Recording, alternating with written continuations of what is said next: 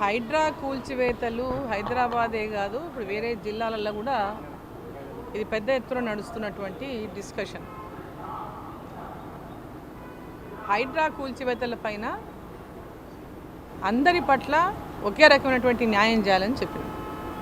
కొందరిని పక్కన పెట్టి కొందరి మీద టార్గెట్ చేస్తున్నారు. దీంట్లో కొంతమంది అపార్ట్మెంట్స్ ఒకటికో బీదోలం మీద కూడా మేము చేస్తున్నాం అనేటటువంటి చూపేటటువంటి ప్రయత్నం చేస్తున్నారు. అంటే ఏదో మేము చాలా న్యాయంగా చాలా చిత్తశుద్ధితో చేస్తున్నామని చూపించుకునేటువంటి ప్రయత్నం చేస్తున్నారు.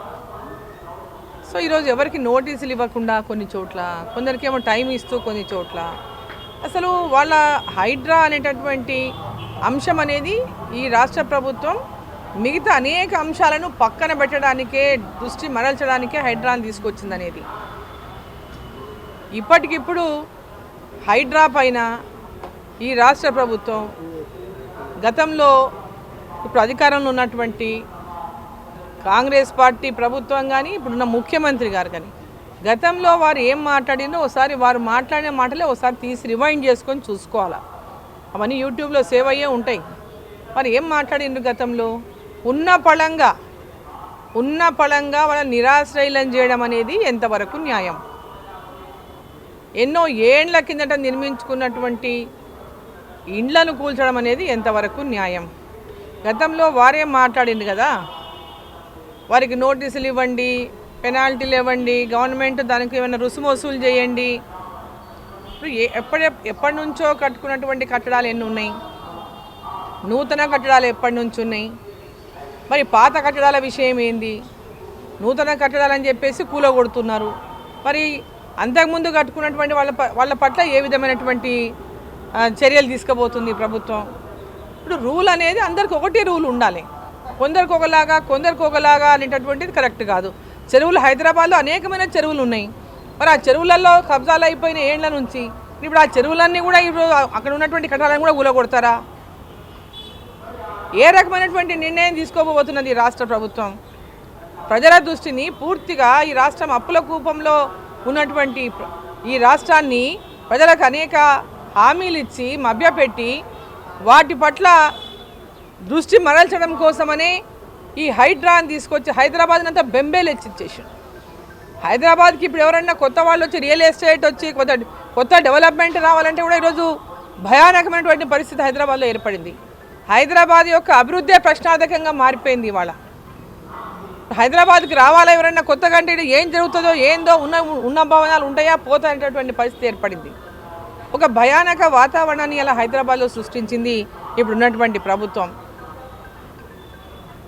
హైడ్రా అనేది కేవలం హడలెత్తించి భయపడి వాళ్ళకు సంచులు తీసుకొచ్చి ఇచ్చేయాలి, రేపు రాబోయేటటువంటి ఎన్నికల్లో ఆ సంచులను పైన ఉన్న వాళ్ళ పార్టీకి మోయాలని ఈ హైడ్రాని తీసుకొచ్చిండ్రు.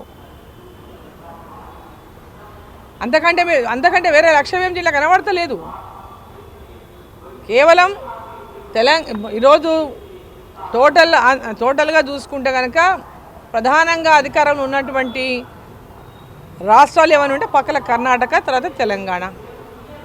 ఇక్కడి నుంచే ఢిల్లీకి సంచులు పోవాలి. ఇక్కడి నుంచే వాళ్ళ కాంగ్రెస్ పార్టీని రేపు పొద్దున అన్ని రాష్ట్రాలు ఎన్నికల్లో గెలవడానికి నిధులు కావాలంటే ఇక్కడి నుంచి వాళ్ళు సమకూర్చాలి. దాంట్లో భాగంగానే ఇవాళ అదరాబాదరాగా కొన్ని ప్రాజెక్టులకు వాళ్ళకి కావాల్సిన వాళ్ళకు టెండర్ లోపలే ఇచ్చుకోవడము, లోపలనే వాళ్లకు ఆ ప్రాజెక్టులను కట్టబెట్టడము. కేసీఆర్ టీఆర్ఎస్ ప్రభుత్వానికి మించినటువంటి అవినీతిని ఇప్పుడున్నట్టు రాష్ట్ర ప్రభుత్వం చేస్తూ ఉంది.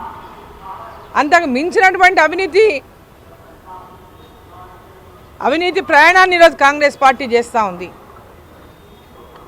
సో కాంగ్రెస్ పార్టీ ఇవాళ చేస్తున్నటువంటి అభివృద్ధి పేరిట దోస్తున్నటువంటి దోపిడీలే కానీ, ఒక పక్క పేదవాళ్ళకి ఇవ్వాల్సిన పథకాల పట్ల ఇప్పటిదాకా లేదు, రైతులకు ఇవ్వాల్సిన పథకాల పట్ల ఇప్పటిదాకా లేదు, చొరవలేదు. కానీ అమాంతరంగా అడ్డగోలుగా వాళ్ళ బంధువులకు టెండర్లు కట్టబెట్టడము, ప్రాజెక్టులు ఇవ్వడము, కొత్త ప్రాజెక్టులకు టెండర్లు వాళ్ళకి కావాల్సిన వాళ్ళకు అనునాయులకు ఇచ్చుకోవడము, వాళ్ళ పార్టీలు ఉన్నటువంటి వాళ్ళకి ఇచ్చుకోవడము, వాళ్ళకు మద్దతు ఇచ్చినట్టు వాళ్ళకి ఎన్నికల్లో సపోర్ట్ చేసిన వాళ్ళకి ఇచ్చుకోవడము. ఇవన్నీ చూస్తే మరి ఆనాడు మాట్లాడినటువంటి మాటలు ఈనాడు ఏమైనా అడుగుతున్నా కాంగ్రెస్ పార్టీ నాయకులను. ఆ రోజు కేసీఆర్ మీద టీఆర్ఎస్ పార్టీ మీద మీరు చేసినటువంటి వ్యాఖ్యలు మర్చిపోయినరా? ఈరోజు మీరు చేస్తున్నది ఏంది? ఓసారి ప్రజలందరూ కూడా గమనించాలని చెప్పి సందర్భం నేను కోరుతున్నా.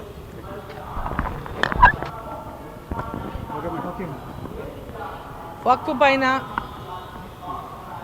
2024 వక్ఫ్ యాక్ట్ 2024 అమెండ్మెంట్ బిల్ ఏదైతే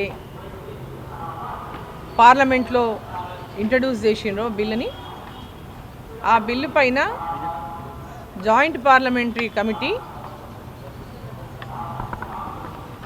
రేపు హైదరాబాద్కు రాబోతున్నది. వివిధ రాష్ట్రాల్లో కమిటీ పర్యటిస్తున్నటువంటి నేపథ్యంలోనే రేపు తెలంగాణ కూడా ఆ కమిటీ రాబోతుంది. రేపు హైదరాబాద్లో ఆ కమిటీ మరి ఇక్కడ సమావేశం పెడతా ఉంది. దాంట్లో అనేక మంది వారి వారి అభిప్రాయాలు తెలపడానికి, వారి అభ్యంతరాలు తెలపడానికి,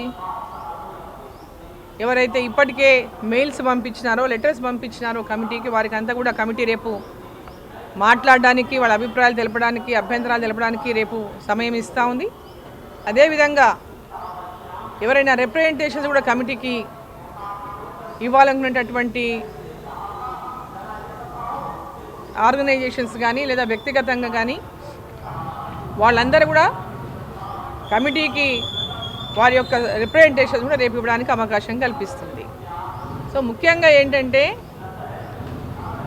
ఈ యొక్క అమెండ్మెంట్ బిల్లు 2024 వక్ఫ్ యాక్ట్ అమెండ్మెంట్ బిల్లు పైన అనేక అపోహలను, దుష్ప్రచారాన్ని పెద్ద ఎత్తున చేస్తూ ఉన్నారు కొందరు. ఈ యొక్క అమెండ్మెంట్ బిల్లు కనుక పాస్ అయితే వక్ఫ్ ల్యాండ్స్ అన్నీ కూడా కేంద్ర ప్రభుత్వం చేతుల్లోకి వెళ్ళిపోతామని, అదేవిధంగా మదర్సాలు గుంజుకుంటారని, మసీదులు గుంజుకుంటారని, కబ్రస్థాన్లు గుంజుకుంటారని, ఏవి మిగిలవని, అన్నీ లాగేసుకుంటారనేటటువంటి దుష్ప్రచారం ఏదైతే ముస్లిం సోదరులను రెచ్చగొట్టడానికి కొందరు చేస్తున్నటువంటి ప్రచారం ఏదైతే ఉందో, ఆ వక్ఫ్ ల్యాండ్స్ని కొందరు తమ యొక్క కబ్జాలలో పెట్టుకొని, తమ చేతుల్లో గుప్పిట్లో పెట్టుకుని మాట్లాడుతున్నటువంటి కొందరు మాత్రమే ఇటువంటి దుష్ప్రచారాన్ని చేస్తూ ఉన్నారు. ఇక్కడ ఏర్పాటు చేస్తున్నారు, చెప్తాం సాయంత్రం వరకు మీటింగ్ సెషన్. సో ఇదంతా ఏదైతే దుష్ప్రచారం ఉందో దాంట్లో ఎలాంటి వాస్తవం లేదు. ఇన్నేళ్లుగా వక్ఫ్ యాక్ట్ ఏర్పడినప్పటికీ కూడా ముస్లింలకు, పేద ముస్లింలకు కానీ, పేద మహిళలకు కానీ, పేద వితంతువులకు కానీ ఈ వక్ఫ్ యాక్ట్ ద్వారా, వక్ఫ్ బోర్డుల ద్వారా ఎలాంటి న్యాయం కానీ, వారికి లబ్ధి కానీ ఇప్పటిదాకా ఎప్పుడు జరగలేదు. పేదల కోసం ఏదైతే ఈ బోర్డు ద్వారా సహాయం జరగాల్సి ఉందో అలాంటి ఎక్కడ కూడా ఈ సహాయం చేయకపోగా ఈరోజు నామమాత్రంగా కొందరి చేతుల్లోనే ఈ వక్ఫ్ బోర్డులు ఉన్నాయి. కాబట్టి పేద ముస్లింలందరికీ లబ్ధి చేకూర్చాలి, పేద ముస్లిం మహిళలకు, పేద ముస్లిం వితంతువులకు అందరికీ కూడా లబ్ధి జరగాలనేటటువంటి ఒక లక్ష్యంతోనే ఎన్డీఏ ప్రభుత్వం ఈ యొక్క బిల్లును పార్లమెంట్లో ఇంట్రడ్యూస్ చేసింది. సో కాబట్టి ఇట్లాంటి ఏవైతే ప్రచారాలు, దుష్ప్రచారాలు చేస్తున్నో దాంట్లో ఎవరు నమ్మొద్దని, ఇది వారందరి యొక్క మేలు కోసమే ఈ యొక్క అమెండ్మెంట్ బిల్లును ఎన్డీఏ ప్రభుత్వం తీసుకొచ్చిందని నేను తెలుపుతున్నాను.